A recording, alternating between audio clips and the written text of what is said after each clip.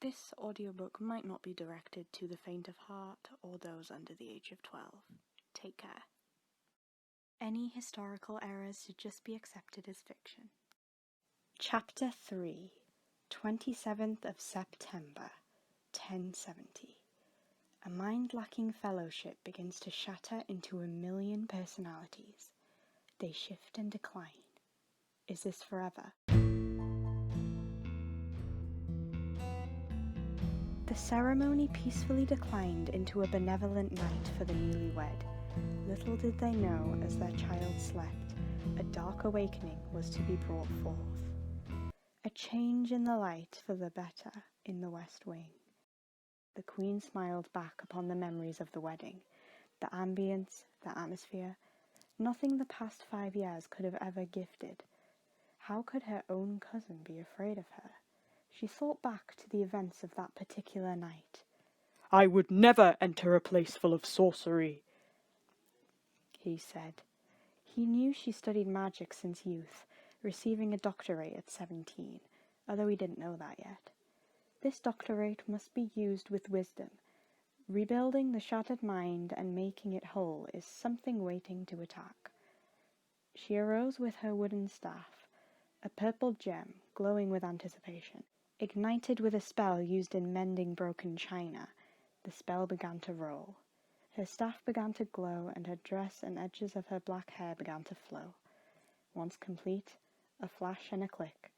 The spell was complete. Her mind was complete. She took in a breath of relief, and retied the ends of her hair that had become loose during the flight of the spell. Her chamber had become quiet amongst the clouding night. She turned from her shelves toward where the maze of chambers began, grey with stone but red amidst the candle light. Something began to move. A deep shadow began to emerge from the strawberry chasm. It lacked such speed as it moved before it came to a sharp halt. Before Crimson could approach it, straight, slightly matted hair emerged from the chasm.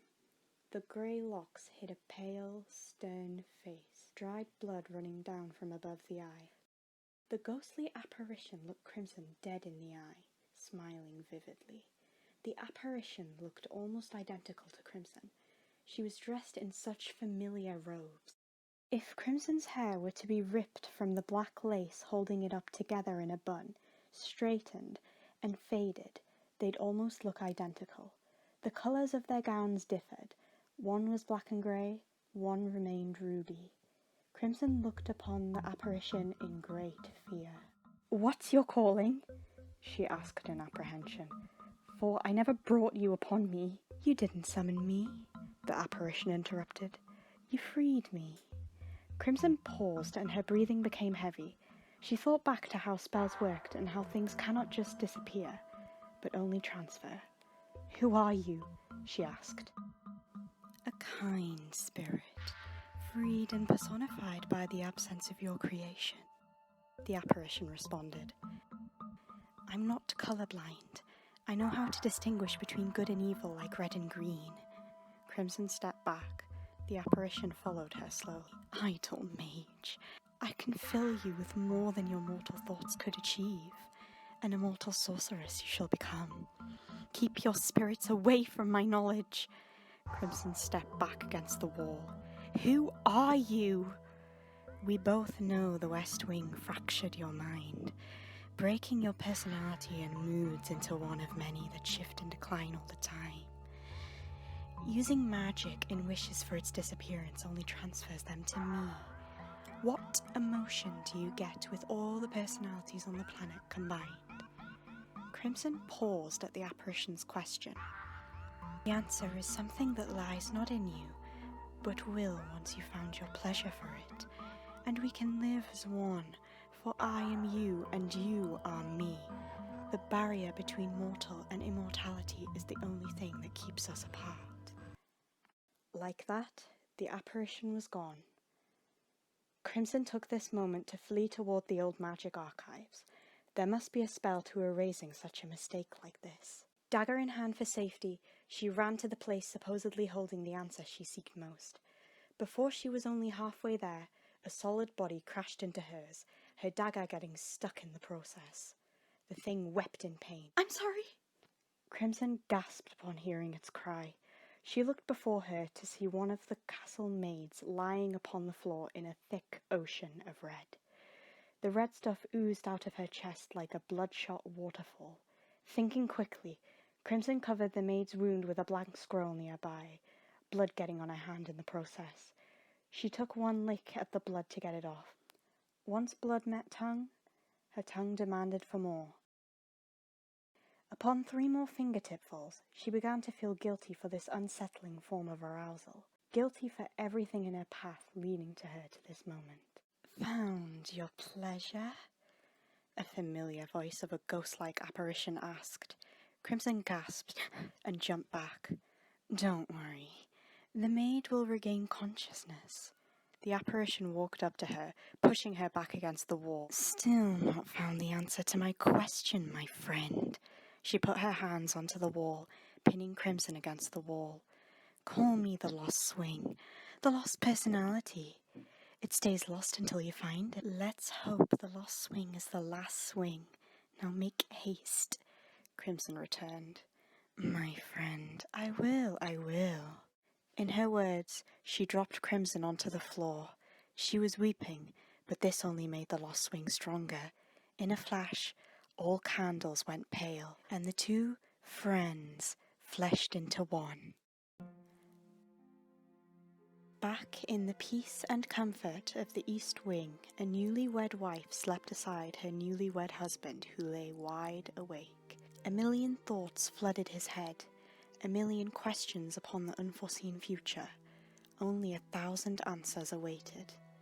Letting questions convert to energy, he took his time to make his way to the window and slowly open the violet blackout curtains, careful not to wake his wife. As the moon illuminated the room in silver, he looked out toward the adjacent towers. All lights remained out except for one. He closed up the velvety curtains and headed back to his bed where Fleur lay in peace. He tossed and turned, but every position was as uncomfortable as the last. His head spun and the world around him heated. The air he breathed became a heating crescendo. He sat up, concluding sleep wasn't his colour that night.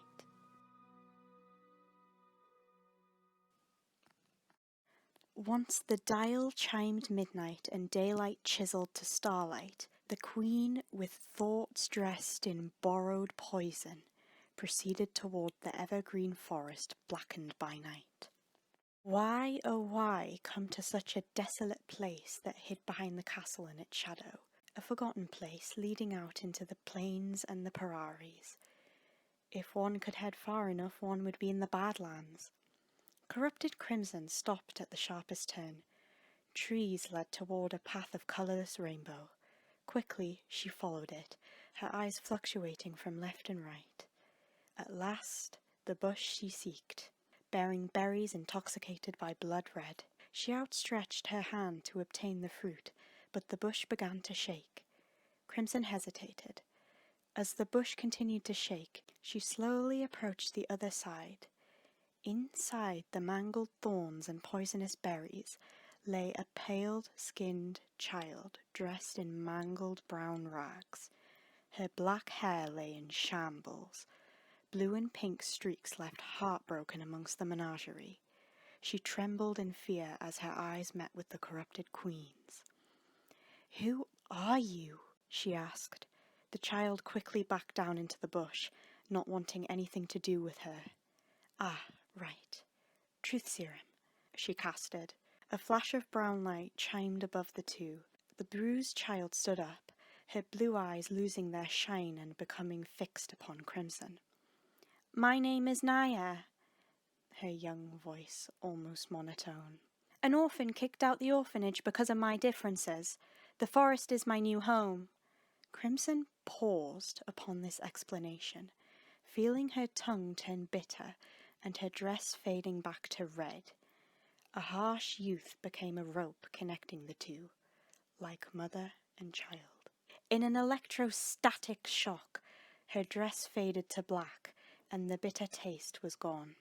"Come to me, Naya. I'll make sure the forest is more than just your home."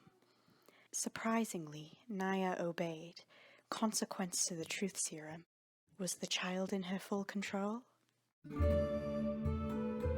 Back beyond the entrance to the forest, the night blanketed the castle gardens as restless Arun took a moment to breathe.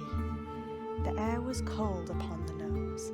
He continued out from the grounds of the castle and toward the edge of the hill, gazing down upon the darkened forest that guarded the outlands of New Equivalent. He watched it for a while, mesmerized by its tranquility, when a sudden flash broke the serenity.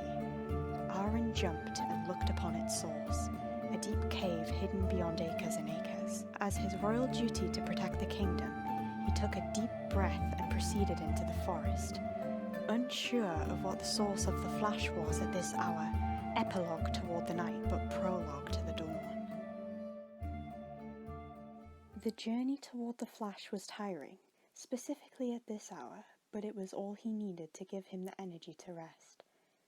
Navigating through the black forest, the moon as his guide, hand fluctuating on and off at his sword hung in his belt, glad he had brought it, unsure if he needed. Upon the cover of a cave, the corrupted sorceress had found a place to begin her tragic practice. Naya in the corner, wide-eyed, still and emotionless. Demented Crimson took out her polished wooden staff, crowned with a broken crystal of the darkest colour imaginable. It let out a small, blinding flash, illuminating the whole forest like lightning. "You son of a bitch," she whispered in aggravation. Her eyes looked around the cave swiftly. Nobody saw. She turned to Naya. "I don't know," she responded, emotion lacking in her answer. "What? You're under a truth serum." "And I can only answer what I know. I'm telling the truth." "We'll just have to fill you with immortal knowledge," she began, lighting her staff. She approached Naya slowly, a smirk and a deathly glare looking down upon the emotionless child. "Anything I desire to know shall be told." And the spell was cast. "Is this sorcery I sense here?" A deep voice raged, vibrating within the cave. "What are you doing here?" Demented Crimson asked, as quickly as Arun finished, although she didn't recognize her cousin at first. Arun looked upon the wicked scene, not recognizing his cousin at first, confused at the child's identity. A white spark flashed between Naya's eyes. The spell was complete. "This is sorcery. He is here to save you," Naya responded. The two ignored her. "Who even are you?" "Prince Arun, I have a right to know whether it is evil practice you are pulling at this hour. There are laws governing magic here." Crimson looked at him in silence, unsure whether he recognized her or not. "It's none of your concern," she stated. "'Tis if it's in my kingdom. Who are you and what is your practice?" Arun shouted. His gaze fitted upon Naya. Without hesitation, Naya responded. "My name is Naya, an orphan, under a truth serum. I can tell you anything in truth, even what is beyond my knowledge." Arun paused. "I see. What is it you do?" He looked Crimson dead in the eye. She remained silent and smirked. He turned back to Naya. "A powerful sorceress corrupted with hellish forces. Who you look upon is Queen Crimson." Arun paused at the child's words. Crimson began to growl. "I assure you I am not Crimson. I may be in her form, but I'm highly distinguishable from her. Call me the Lost Swing." The Lost Swing winked. Arun couldn't believe what he was hearing. He looked into the Lost Swing's eyes. Nothing but dark desire and corrupted power. But he looked a little deeper. Silent tears pleading for liberty were hidden behind the blue. He noticed Crimson's resemblance within the sorceress. In her words, the child spoke truth. Crimson was in there somewhere. "How did this happen?" Arun asked in apprehension. "A spell in motive to fix an ever-shifting personality resulted in what was desired but summoned a dark being, overtaking her, letting her guilty pleasures being a guide for its dark motives," Naya responded. "Crimson, you are in there somewhere. Release her!" Arun held out his sword. "Make me," the Lost Swing returned, pulling out her staff, smiling with a girlish laugh. Look, I didn't want to fight you, but I will. Arun brandished his steel. The lost swing ignited her staff, dodging every inch of Arun's sword, giggling and cringing upon Arun's feeble attempt. Her staff threw flames in Arun's direction. Ironically, he dodged them. Questions being thrown at Naya throughout the fight. Arun will never surrender. Friendship and love conquers all. You would be able to succeed if you strike her in the hippocampus. A displacement reaction will occur. The lost swing will be nothing but a nightmare. Crimson will be in full control of herself for all eternity. In Naya's words, he took a leap of faith. What gave the lost swing fear gave him strength. He struck the lost swing across the face, colouring it in blood. She cried in agony as blood fell down her face. She fell back into a small ditch surrounded by rocks. Was this the last of the lost swing? Arun took deep breaths. Afraid he had hurt Crimson, he turned back to Naya. Seconds seeming like a semester he spent trying to think of how to word his question. Giving up, he turned back to the ditch where the lost swing lay. A frightening sight of an empty ditch. Suddenly, Arun was hit from behind. It caused his back to swell up and he groaned in agony. He turned to see himself face to face with none other than the lost swing. Mud and blood smeared across her face, her straight hair messier and mangled even more. No grin or cheeky disposition this time. Her expression remained stern and angry. A long brown stick placed in hand as she stood bent over, head up. Arun assumed the stick was the back of her staff. While she was down on her tracks, Arun took this opportunity to ignore the pain that grounded him and put all his force in his sword to strike her right between the eyes, almost piercing straight through the back of her head. Amongst cries of agony and gasps of shock, everything went white. Is this heaven? Suddenly, the cave faded back into vision. Naya remained in the corner. She realized she could move. She blinked. Her eyes remained emotionless, but she took this opportunity and fled from the cave at once. Arun thought he was now alone, but then he remembered. Amongst the sight and smell of smoke, in the cave lay an unconscious queen, dressed in warm red. She looked unharmed and no wounds were present. Her golden jewellery glimmered in the moonlight. Only her hair lay untied, long, black, wavy, caressed against the floor, which was the only thing that remained different about her. She began to breathe.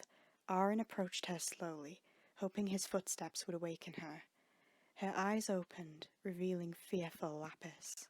Arun reached out his hand and smiled. He helped her up. She shivered in the cold atmosphere of the cave. Arun put his arms around her. "I didn't know what to do," Crimson began, holding back tears. Of course you didn't. This wouldn't have happened if I had just been there for you. I was foolish to have not done so. Arun interrupted, running his fingers through her soft raven locks. Crimson relaxed in his warm embrace. "I cast a spell upon myself to fix my broken personality. Not like it didn't work, but as a result, the lost swing still resides in the deep depths of my immortal thoughts." She sighed. It was my fault for blaming you of sorcery and abandoning you all those years ago.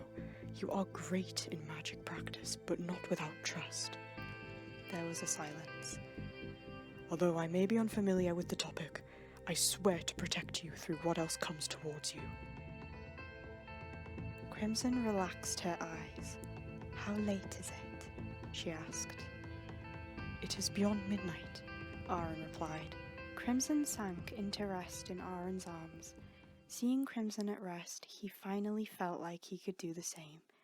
He put his sword in his belt and put Crimson's staff next to it, a minty fresh crystal upon the wood. Using its light and the moon as a guide, he carried her back to the castle and lay her upon her chambers. Feeling tired, he returned to his own chambers, finally feeling the energy to sleep. 28th of September, 1070. Noon shone golden, and those well-rested had all awoken to another working day. The second day the young orphan child under a truth serum would spend homeless.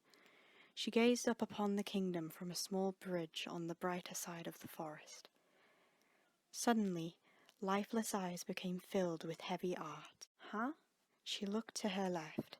There the queen stood, closed eyes focused on her staff glowing with a purple crystal. "What did you do?" she asked, her memory scrambled.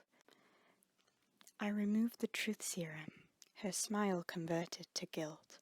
Naya's memory of the incident came back upon hearing her word. She had memory of being upon it, but her memory of it left in distortion. Her fears of the lost swing had came back, but she knew she now looked upon a timid queen. "I removed the truth serum," she replied. Naya flinched at the word truth serum. "I don't know how to make it up to you. What I did was awful and could not be forgiven by any apology." She looked away from the child in pity. Naya didn't know how to respond. "I'm glad I found you and got a chance to apologize. Go home, you must seek rest." Naya cringed at the word home. Seeing Naya react this way made Crimson almost choke. Of course, Naya had no home.